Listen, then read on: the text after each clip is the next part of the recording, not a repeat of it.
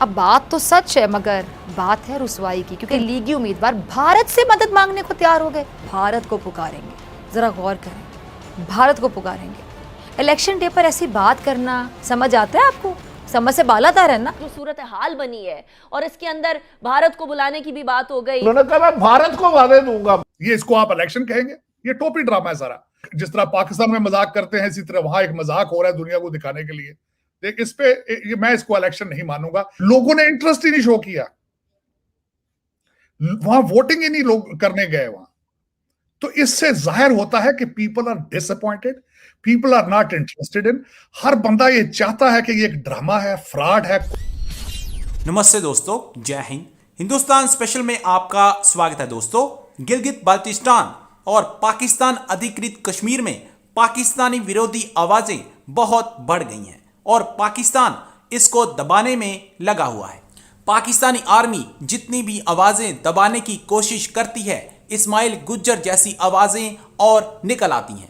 दरअसल इस्माइल गुज्जर ने पूरे पाकिस्तान को तिल मिलाने पर मजबूर किया हुआ है। खासकर फिजा अकबर खान का रोना देखने वाला है। Selected prime minister Imran Khan ने फिर एक बार पाकिस्तानी आर्मी के कंधों पर चढ़कर पाकिस्तान अधिकृत कश्मीर में चुनाव का नाटक करके खुद ही अपने आप को विजेता घोषित कर लिया।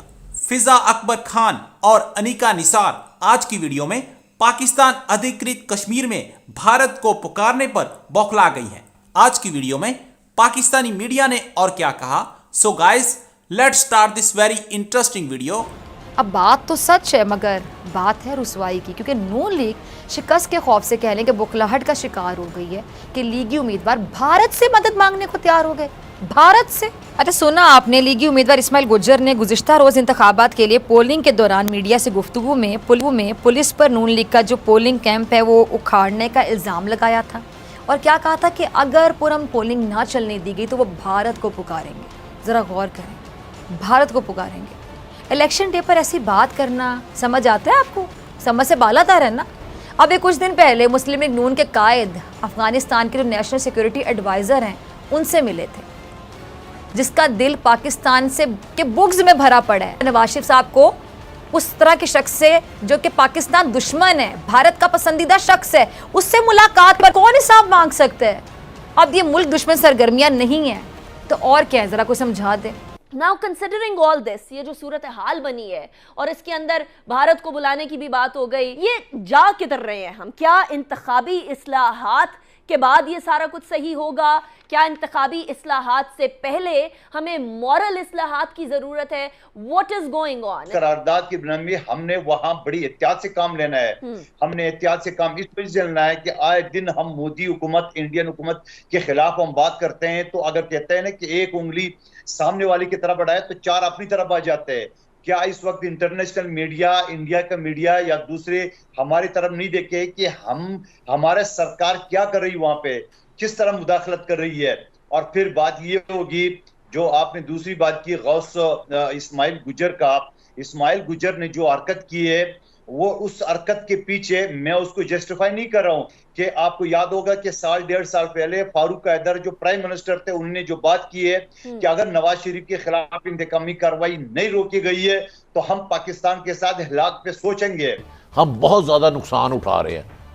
आपको पता है, शायद नहीं पता, कल एक इनके उम्मीदवार गुजरांवाले से मोहतरम थे, उन्होंने कहा मैं भारत को वादे दूंगा। मलक साहब देखें, नहीं, वो गुज्जर साहब, हमें हुकूमतों पे जितने मर्जी इख्तलाफात हों लेकिन हम अपने मुल्क के खिलाफ नहीं जा सकते। आप गुजरांवाला में खड़े होके, आप गुजरांवाला में खड़ा होकर कह रहे हैं कि मैंने कहा उम्मीदवार। पहले तो हम लोगों ने कश्मीर की सियासत ही गंदी कर दी, वहां की सियासी जमातें खत्म कर दी।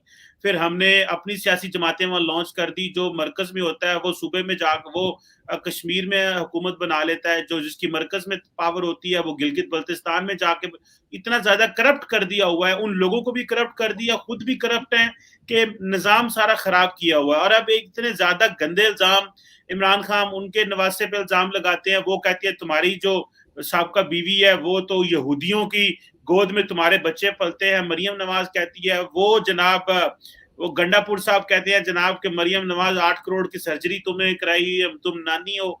सर, ये इतनी गिरावट हमारे मुल्क में कैसे आई है? 73 साल की हिस्ट्री देखें, एक पहला वजीर आजम आपको मर्डर होता है, उसका कोई सोल्यूशन नहीं निकला आज तक। उसके बाद आप देखें कि किस तरीके से मोहम्मद अली बोगरा साहब एक अमेरिकन एम्बेसडर थे, वो लाए गए। उसके बाद पहली असेंबलियां तोड़ने वाला कौन था? पहला कॉन्स्टिट्यूशन बनाने वाला सियासतदान ही नहीं था, वो एक ब्यूरोक्रेट था। उसके बाद जिस तरीके से अयूब खान साहब का और फातिमा जिन्ना का मुकाबला हुआ, इलेक्शन हुआ, किस तरीके से वहां पे हुआ, फिर उसके बाद भुट्टो साहब ने क्या। और देखें, अब तो हमारे वजीर आजम साहब अल ऐलान जो है पब्लिक मीडिया पे, नेशनल मीडिया पे ये कह चुके हैं कि 70 के बाद इलेक्शन जो है वो सारे के सारे जो है वो फेक हैं, उन पे क्वेश्चन मार्क है। लेकिन मेरे दलाइल ये होंगे कि 70 से पहले भी हालात यहाँ खराब थे। 70 से पहले भी यहाँ पे जो हमारा आज पूरा मुल्क बैरियर टाउन बन चुका है, उसके मूजद जो थे वो अयूब खान साहब थे। इस तरीके से पाकिस्तान और मशरकी पाकिस्तान ये तो कागजों में अलहदा हुए, प्रैक्टिकली अलहदा हुए जाके 70s में, इनको अलहदा करने की बुनियाद तो 60s में रख दी गई थी। और उसके बाद आज के हालात अगर देखते हैं तो आज जिस तरीके से मैं अब कह रहा हूं आपको कि आज ये टोपी ड्रामा है, ये सियासत नहीं है, ये इलेक्शन नहीं है। इलेक्शन डिसाइड हो चुका है। जिस तरह आपने खुद फरमाया, आप मुझे ये बताएं कि एक ट्रेडिशन आजाद कश्मीर में एक कल्चर बन चुका है कि जिसकी पार्टी की मरकज में हुकूमत होती है वही आजाद कश्मीर में हुकूमत बनाता है। ये जमहूरी स्टेप है। ये किस तरीके से हो सकता है? अब पहले ही प्रेडिक्शन हो चुकी है कि पीटीआई का जो वहां पे वो आएंगे, वो 10 इजला जो है वहां पे तो 33 सीटें हैं, वो पहले ही डिसाइड हो चुकी हैं कि उन पे कौन जीतेगा। बल्कि यहां तक है कि आपका वजीर आजम भी डिसाइड हो चुका है आजाद कश्मीर का। सबसे बड़ा जुल्म ये है पाकिस्तान के साथ। अब वहां पे जिस तरीके से ब्रिगेडियर नईम साहब के ट्रांसफर, जिसके बाद ब्रिगेडियर नदीम साहब का वहां पे आना, जिस तरीके से तुराबी साहब, उनके ऊपर एलिगेशंस हैं कि उन्होंने 7 करोड़ रुपया रिसीव किया है। ये एलिगेशन है उनके ऊपर। उनसे वादा किया गया है कि अगर तनवीर अलियास साहब वजीर आजम बनते हैं तो उनको सियासी सेटअप में एडजस्ट किया जाएगा। तो ये इसको सियासत नहीं कहा जाता, ये इसको आप इलेक्शन कहेंगे। ये टोपी ड्रामा है सारा। और मैं सबसे बड़ी ट्रेजेडी ये है कि पाकिस्तान में रहने वाला हर शहरी जो है, आजाद कश्मीर में बसने वाला हर शहरी, उसके हाथ में कंप्यूटर है, उसके पाम में इंफॉर्मेशन है और सबको पता है ये टोपी ड्रामा है। ये करप्शन का अलायंस है। ये करप्शन का अलायंस है विद ब्यूरोक्रेसी, विद एस्टेब्लिशमेंट। सियासतदान लूटते हैं। ये सिर्फ लूट का एक बहाना है और कुछ भी नहीं। इससे आगे ये इलेक्शन, मैं इस पे इसको इलेक्शन नहीं कहूंगा। ये एक अलायंस की एक्सरसाइज है। ये आपका जो करप्शन का अलायंस है, उन्होंने मिलकर एक एक्सरसाइज करनी है। जिस तरह पाकिस्तान में मजाक करते हैं, इसी तरह वहां एक मजाक हो रहा है दुनिया को दिखाने के लिए। देख, इस पे मैं इसको इलेक्शन नहीं मानूंगा। लोगों ने इंटरेस्ट ही नहीं शो किया, वहां वोटिंग ही नहीं लोग करने गए वहां। तो इससे जाहिर होता है कि people are disappointed, people are not interested in. हर बंदा ये चाहता है कि ये एक ड्रामा है, फ्रॉड है,